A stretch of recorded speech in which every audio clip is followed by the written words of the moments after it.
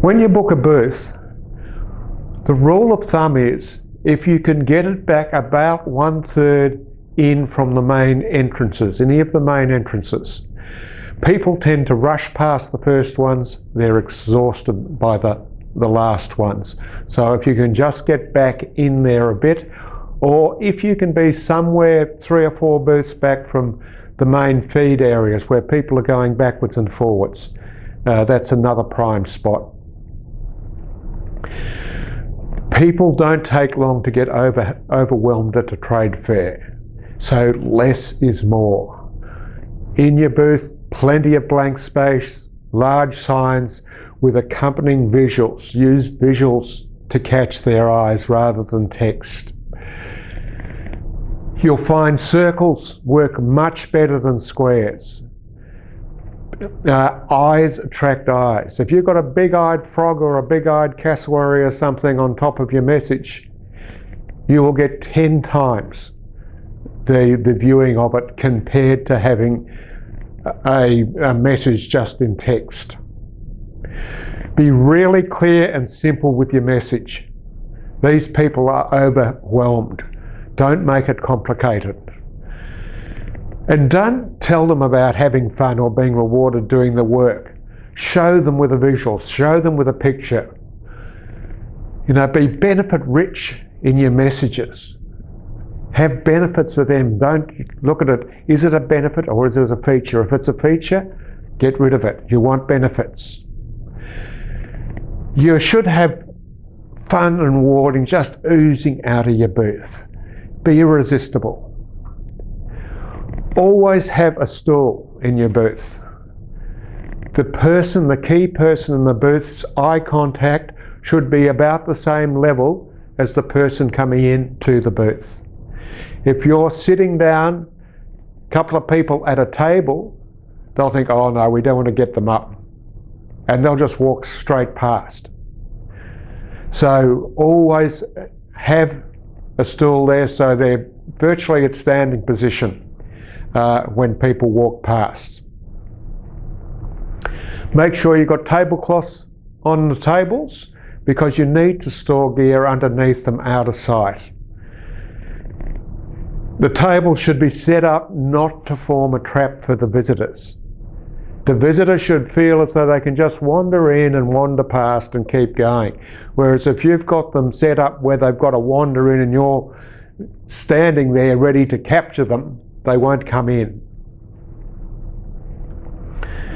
Have your material in stackable boxes that's easy retrieve and name them, because if you've got a number of people manning the booth, you want anybody to go in there and get some more brochures or whatever you've got stored away there easily.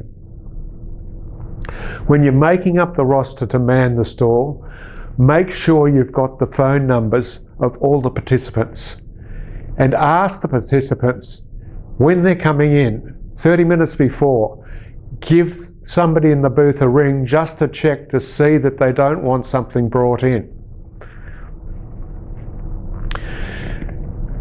You'll find that shifts, usually 3-hour shifts, will drain the energy of most people. And when somebody's energy is down, it is just a huge pushback for anybody coming in. If they see somebody looking like that, they run. They are already exhausted and they don't want to have to lift somebody up with energy who's exhausted. So if you have 3 people doing 3-hour shifts, you want them so, you know, you can have a couple of people, 1 or 2 people in the booth and one circulating or go and get cups of coffee and generally having a bit of break, because the fresher you can keep the people, the better result you'll get. Don't have the 3 people sitting in the booth like a pride of lions just waiting to attack whoever comes in. Quite often you'll find that you will get more people interested with 1 person rather than 3.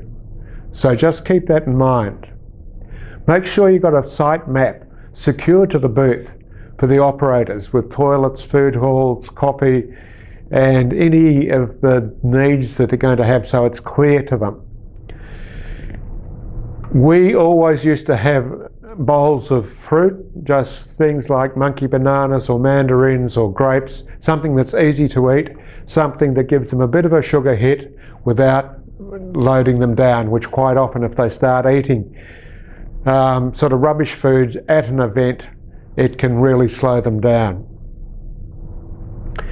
If the booth is not carpeted, or even if it is carpeted, make sure they come in well padded shoes. It is hard work. And also consider getting some rubber mats, those heavy rubber mats to stand on, because it can make a big difference when you get to the third hour if you've been standing on a rubber mat. So don't have all your operators in the booth at the one time, as I said. And if it's going to be hot weather, consider having water at your booth, because you're looking to try and stand out to show your difference rather than say you're different.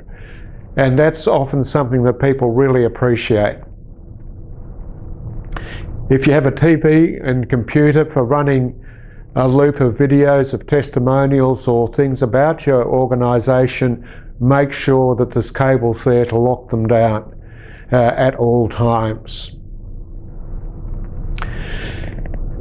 It's always good to have a bin full of, tape, scissors, knives, all the little things, pens, markers, just so if they have to do anything, they can make amends at the booth, no problems. When we were selling video security systems, we developed a system which lifted our contract details by about 300%. For security to be effective, we had to know everything about their houses, whether they were 1 or 2 story houses, whether they had swimming pools, whether they had pets, whether they had children, whether the house was even built, or when it was going to be built. So there was a lot of things that we had to ask. So what we did is we created a form, and we said to them quite truthfully, look, this will save a lot of time. If you could just go through the form, and we had tick boxes so they could just tick what they wanted, and at the bottom we had a contact piece, and we said, look, it's optional to put your name on the contact, and we had 95 people put their contact details and plus everything, all the details of their houses, and it made it so easy for the people manning the booth, because they could pick up the form and just zero in on what the person wanted to talk about. And on top of that, it went into our database, so we knew exactly when they needed to get a phone call.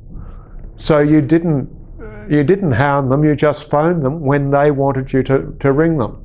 So in something like with volunteers, what days are you available? What do you like to do? Can you do this? Can you do that? What skills have you got? What licenses have you got? You could have all that on a tick box sheet. And at the bottom where they fill in, you can say, oh, if you fill this in, you go in for the draw for the prizes or the grand prizes. If you have more commercial products and they have a lounge facility at the event, make sure you always upgrade so you can use the lounge. So if you're actually at an event where you're selling something of value, it is really important to get out of the booth and get people into a quiet environment so you can talk about it.